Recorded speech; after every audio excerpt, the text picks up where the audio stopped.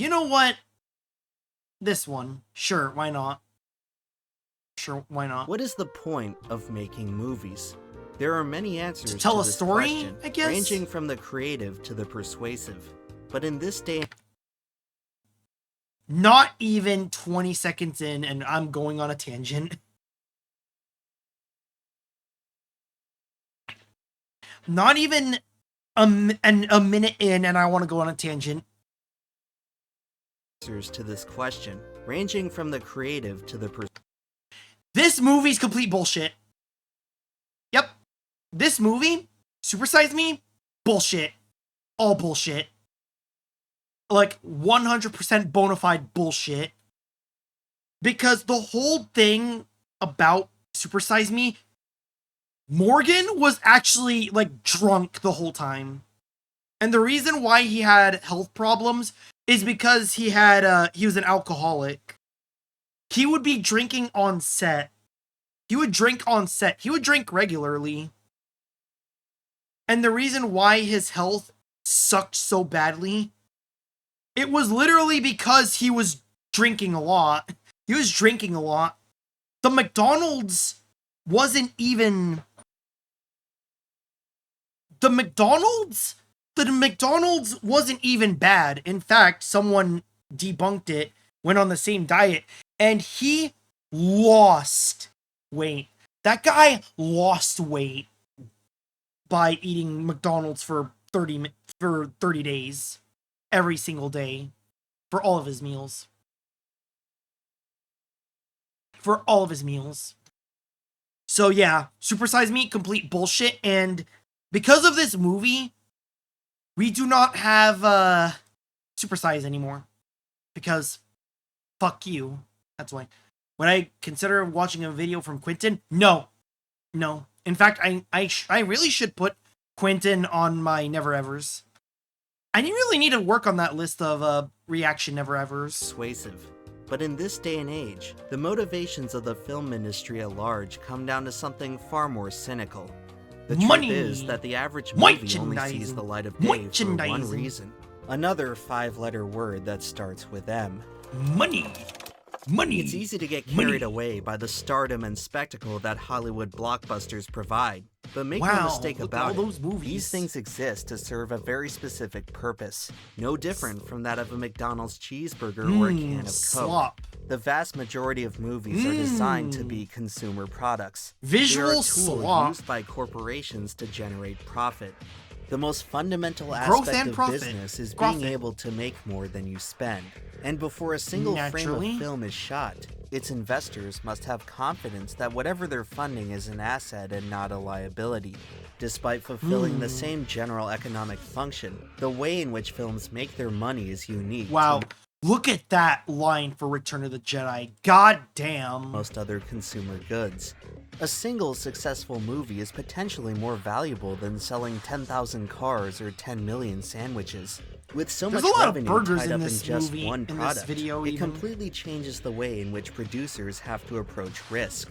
The dreaded box office bomb can be as destructive as its name suggests. Hey look, it's Tropic Thunder in real life. The industry's biggest flops have ruined careers. My bad.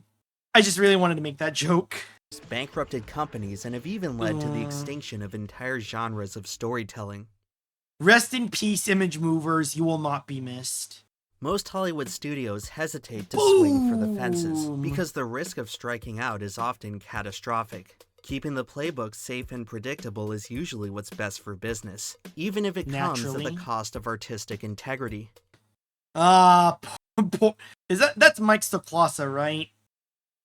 That is Mike Stoklasa, right? Somehow Palpatine returned. Jesus fucking Christ. There's no need to reinvent the wheel when the formula for success is already set in stone. The highest grossing films in history tend to have a few things in common. As it turns out, 2023 has seen not one, but 2 new entries to the coveted list. The Mario movie, featuring the most recognizable video game mascot of all time, and the Barbie movie, featuring the most recognizable toy mascot of all time. He's just when Ken. you add in Harry I'm just Potter, Ken. the That's most literally recognizable me. literary mascot of the 21st century, you may start to notice a pattern. The most profitable franchises films don't tend to be very original. While it's somewhat amusing to see adaptations reproduce their source material with varying degrees of faithfulness, it's tough to ignore that most of the heavy lifting to establish these brands had already been done long ago. In general, audiences are drawn to what's familiar. Look at that! This logic applies I recognize to that! adaptations as well as sequels, which over time have become even bigger cash cows. The original Top Gun is not among the top 20 highest earners, but the 2022 sequel is. I like this movie. I really like Top Gun Maverick, actually. The same is true for Jurassic Park, Fast and the Furious, and even the uncanny live-action Lion King reboot which nobody likes, but everyone paid to go see apparently. Of course. That's the power of hate watching. That is indeed the power of hate watching. You're gonna buy a ticket anyway. You still have a Disney Plus subscription, so you're gonna watch it anyway. Disney are the kings of getting value out of their properties. They were the first studio to embrace the newest money-making strategy in Hollywood.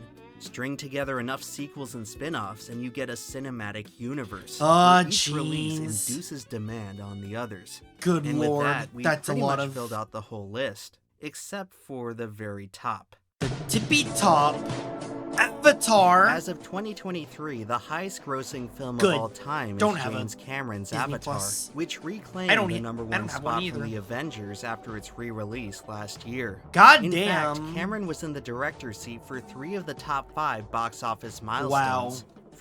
The greatest pioneer. For a list otherwise dominated by recycled concepts, Avatar was unique in being a totally new experience when it debuted in theaters. Business-wise, it was by far the most ambitious, spanning 15 years from concept to execution and making the absolute most of the technology at its disposal. Sometimes a little risk is necessary to earn the greatest reward.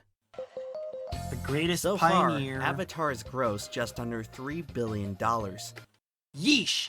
Also, the only thing good about Avatar is that one speech given by the, I'm doing heavy quote marks, bad guys. Right. They're bad. The humans are evil. The humans that want to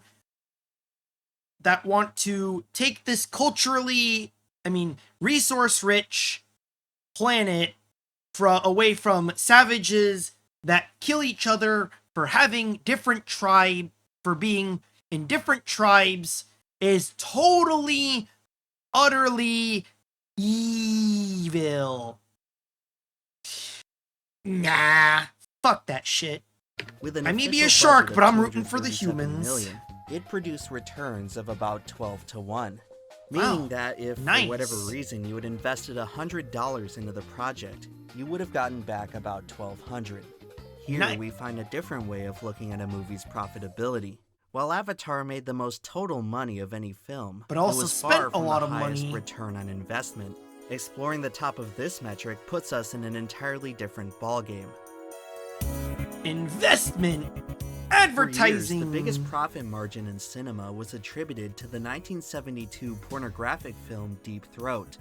On just a $47,000 budget, the project at one point reported earnings of up to $600 million, which would have put it in the same league as Star Wars in terms of ticket sales. Is powerful. However, historical consensus has shed serious doubt on this claim. It turns out that the movie was distributed primarily through mafia-controlled theaters, money laundering. That its revenue was more than likely propped up by various other streams of income. Money laundering. Experts now estimate that the film made just $50 million, which still equates to an impressive return of 1,000 to 1. As for more conventional films, the rest of the 70s marked a golden age for hyper-profitable projects. Rocky turned a budget of $1 million into a $225 million box office. Nice. The original Mad Max earned $100 million. Hell yeah! Also, I realized that the Mad Max logo, bit of an obscure fun fact, in the Genesis game Last Battle, It's literally the Mad Max font, roughly. Which in itself is a Hokuto no Ken game. It's kind of ass, though. Bruce Lee's Way of the Dragon made $130 million off just $130,000. But out of all the low-budget heroes, by far the greatest number could be found in the horror genre. The remarkable success of films like Halloween, Friday the 13th, and Texas Chainsaw Massacre cemented horror as the format to do more with less. And starting in 1993, a pair of students from the University of Central Florida hatched a plan to make the next sleeper hit, an endeavor that would eventually be known as the Blair Witch Project. There it is, the Blair Witch Project. It's the story of three amateur filmmakers investigating a local superstition in the Maryland wilderness. After venturing too far off course, their situation rapidly deteriorates.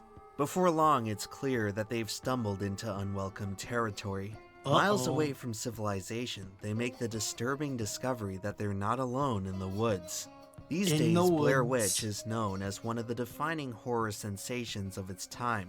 Far less known, however, are the incredible lengths its creators went through to keep its production as inexpensive as possible. When making a movie, there are three extenuating variables that will tend to eat up most of your budget. The first and most obvious is manpower. Every aspect of production, from lighting to wardrobe to set design, often requires its own specialized team of artists and technicians. It's not uncommon for even small-scale projects to require a headcount in the hundreds. As filming drags on, all those names in the credits quickly drive up the bill. And if that wasn't enough, every one of those people are probably working with some kind of expensive technology that also has to be factored into the budget. Modern films are expected to look a certain way and adhere to strict standards of technical proficiency. If the picture, sound, or special effects come off as too sloppy, the audience may end up dismissing the project entirely. Therefore, respectable films practically need sophisticated equipment before they can be taken seriously, which doesn't come cheap. But even if a movie meets all the technical specifications, audiences can still end up rejecting it when the creative aspects fall flat. It's easy to scoff at how much money A-list actors rake in, but as is the case with any industry, the best of the best tend to come at a premium. If you want a job done well, you need to invest in high-end talent. Altogether, these are the most inescapable roadblocks to any film's profitability. Of course, a production can consider itself lucky if it can manage to dodge just one of them. Remarkably, Blair Witch figured out a way to circumvent all three. To accomplish this, they would tap into the dark arts of found footage. The technique can be traced back to the infamous Italian horror film Cannibal Holocaust. It presents an unorthodox method of storytelling in which the events of the plot are shot. Oh, that de-interlacing. I don't know if you can see it, but there's a lot of combing artifacts in that yeesh. But yeah, I did mention a certain chat member would appreciate me mentioning The Darkness. Which, yeah. For years, the style was mostly limited to niche experimental films, but Blair Witch would be the first to utilize it in a strategic way, because when it comes to profitability, found footage is a cinematic cheat code. When Mirek and Sanchez began the casting process in 1996, they were only interested in two criteria: improvisational skill and basic experience with operating cameras. Eventually, they narrowed down their search to three candidates: Heather Donahue, Michael Williams, and Joshua Leonard. The trio were given a rather unique responsibility. They weren't just the stars of the show, they were basically in charge of creating the camera crew we saw on screen. During principal photography, pretty much the only manpower working on the film were these three people. In fact, the directors were not even present while most of the filming took place. While working under no supervision, the actors' performances were entirely spontaneous. The script for the project contained no dialogue, as every conversation was intended to be improvised on the spot. Giving the actors so much liberty over the production process drastically cut down on labor costs, But where the found footage method really shines is its flexibility with inexpensive equipment. The very premise of the genre provides a diegetic excuse for a lo-fi presentation. The picture quality can look unprofessional because that's how the characters within the story shot it. Most of Blair Witch was filmed on a Hi8 camcorder, which retailed for only $300 at the time. Although it was cheap. That was cheap back then, but nowadays, yeah, good fucking luck, buddy. Below the standard expected from feature films, it works within the specific context of found footage. And as with for the cost talent, of labor and equipment now taken care of, the filmmakers had only one problem left to worry about. They had to elicit convincing performances out of the inexperienced cast. For such a low-budget project, they could only really draw my thumb from on a the pool space of bar. unknowns. With the skill of the actors being a major question mark, the directors came up with an ingenious solution. While there were no guarantees that the cast would bring realism to the film could bring realism to the cast. During most of the shoot, the actors were placed in the same environment that their characters were intended to experience. To simulate the real impression of being alone in the woods, the filmmakers decided to limit their interactions with the cast as much as possible. Most of the communication was done through written directions that were placed at prearranged locations in the woods. The actors were often instructed to traverse long distances in real time, which led to actual instances of them getting lost. Furthermore, the actors were not informed of upcoming plot points. Many of the most pivotal scenes truly showed them reacting to unnerving events for the first time. There is the frame. Several straight days of sleeping in the woods and getting legitimately spooked by the directors left the cast quite exhausted. That's awesome. By the end of it all, they really were desperate to return home. While it was far from the most comfortable experience, the strategy certainly made the performances more convincing. They could never do this nowadays, because, yeah, you know how modern people are. And with that, pretty much all the footage that would appear in the final product was complete.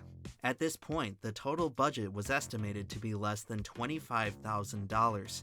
In the following months, the directors gradually whittled down 20 hours of raw footage into the 81-minute final cut. After more than 5 years since its initial conception, the Blair Witch Project was finished. Now all it needed was an audience. An audience. There's actually one final roadblock. Marketing. In the film industry, making the movie itself is only half the battle. Before any production can turn a profit, people need to have a reason to go see it. Throughout the history of cinema, there are countless examples of excellent products that ultimately flopped because of poor marketing. You know, Disney as a recording is having boy trouble. As in, they're looking for ways to appeal to Zoomer and Gen A men in their teens and adult. From teens to adults. This is the start of the troubles. I will not elaborate further. There are better videos explaining it because, yeah. It's a process made even more challenging with a limited budget, as conventional venues for advertising become inaccessible. Without backing from major studios, independent films often have to rely on guerrilla tactics to generate interest, Big butt and Blair Witch was no different. While approaching the marketing problem, the filmmakers would stumble upon their greatest stroke of genius yet. Ordinarily, a sluggish production is not ideal, but in the case of Blair Witch, it happened to work precisely in their favor.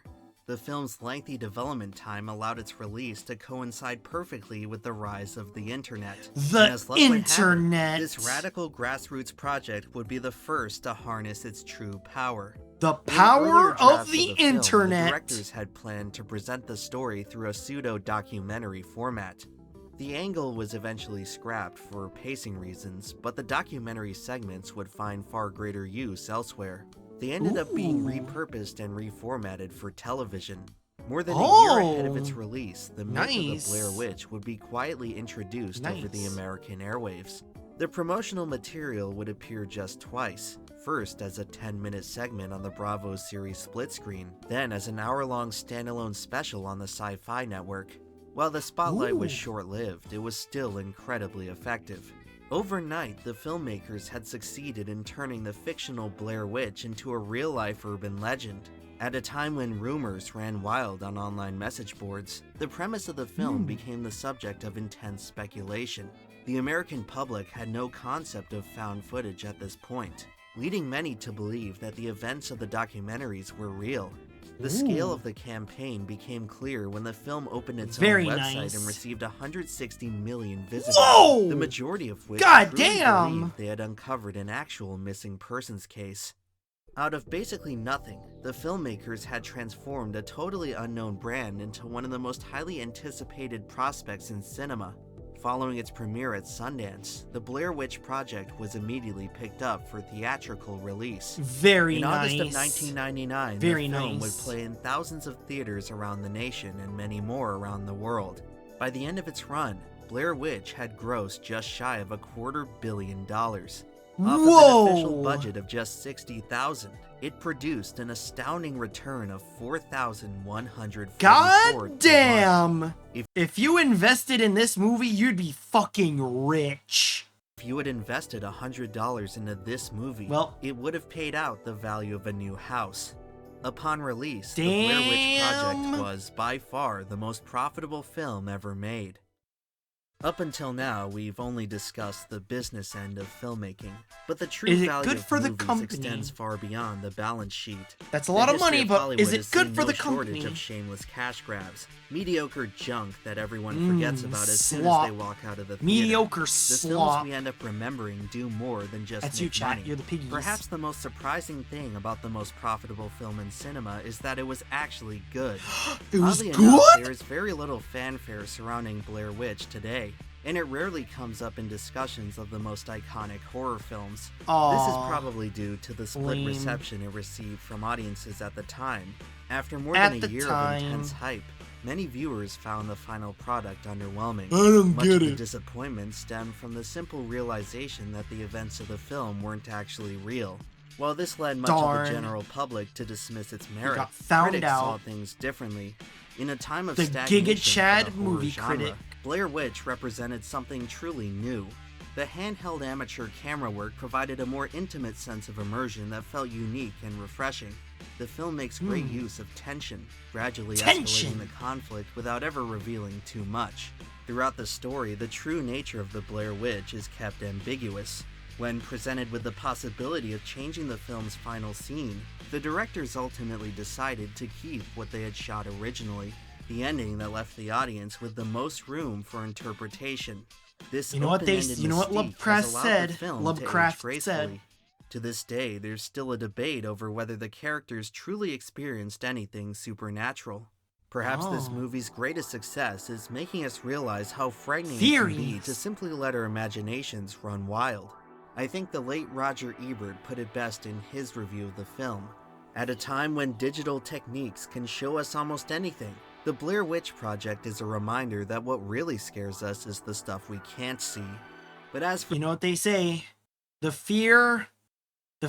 greatest fear known to man is the fear of the unknown. And spiders. Spiders, of course. For the movie's overall legacy, the only thing most people did see was its eye-popping financial success. Money. Naturally, it was bound to spawn some imitators. And in the following years, the found footage genre briefly became— I love that Scooby-Doo. The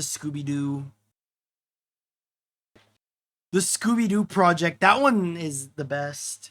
Arguably one of the best. Oh yeah, and then there's also Wreck, which I highly recommend you watch the original Spanish version of Wreck. It's so much better. And of course Chronicle and Unfriended, even though it's super fucking cheesy. It's actually, it's just super cheesy.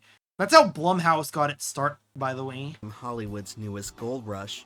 Out of these new challengers, the most successful were J.J. Abrams' Cloverfield and the Paranormal Activity franchise. In fact, depending on how you factor in post-production costs, the original Paranormal Activity has a claim to the title of the most profitable film. But the way I see it, it's hard not to respect what came before. Thus far, no other film has really topped Blair Witch as the defining piece of the genre. You can chalk up its success to a perfect storm of events, how it benefited from a series of extremely lucky breaks that will never be replicated. But at the end of the day, when you look beyond the pomp and circumstance, the Blair Witch Project deserves to stand on its own as a good product. Even now, 25 years later, it still has a lot to teach us. Despite a few home runs, 2023 has been one of the most unprofitable years for Hollywood.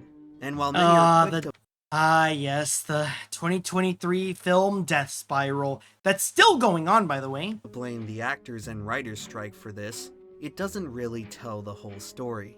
For many years now, the industry's tried and true money-making formulas have been backfiring. It appears that the days of simply pumping out recognizable IPs might be over. Modern cinema has found itself at a crossroads where not even Disney can seem to figure out what to do anymore. Somewhere along the way, the business end of filmmaking got too optimized for its own good. Throughout Hollywood's obsession of making movies more profitable, they forgot how to make them valuable. If you really think about it, having people pay to watch a bunch of imaginary moving pictures is a pretty nonsensical business model. If it's money you're after, you'd be far better off selling drugs, drilling oil, or defrauding investors. After a while, movies have to be more than yet another means to an end. Cinema was built off the backs of the gunslingers, the risk-takers, the visionaries who showed the rest of the world what no one else could see. The greatest filmmakers are defined not by the money they produce, but the magic they create using what little they have to work with. If Hollywood wants to turn things around, they're gonna have to learn how to be more resourceful. The way things are headed now, they might be left with no other choice.